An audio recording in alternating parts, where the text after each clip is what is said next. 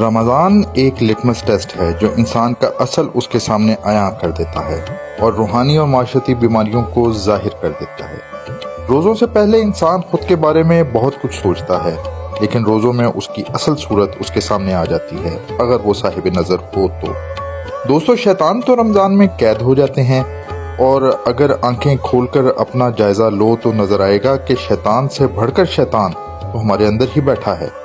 صرف افطار کے وقت ہی اگر ہم اپنا رویہ دیکھیں تو شاید خود پر شرم آنے لگے۔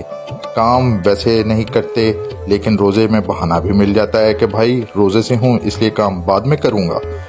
بھوکے پیٹ نفس بھی ضدیں شروع کر دیتا ہے، طبیعت میں جھگڑالو پن، بد نظری اور غلیظ خیالات امٹ کے آتے ہیں۔ اللہ رحم فرمائے، کم از کم مجھے تو اس بار اپنے اوپر بہت زیادہ شرمندگی محسوس ہو رہی ہے۔ کم از کم میں سمجھتا ہوں کہ میں روزے نہیں بلکہ صرف فاقہ کر رہا ہوں، کیونکہ روزے کے اصل مقاصد تو شاید میں پورے نہیں کر پا رہا۔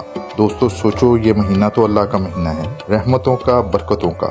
اللہ کی رحمت ہوئی اس پر جس نے رمضان کا حق ادا کیا، اور اس پر جس نے خود کا مشاہدہ کرتے ہوئے اپنی روحانی بیماریوں کا ادراک کیا۔ جو روزے میں بھی اپنی بیماریوں کو نہ سمجھ سکا، اللہ اس پہ رحم فرمائے اور اسے ہدایت عطا فرمائے۔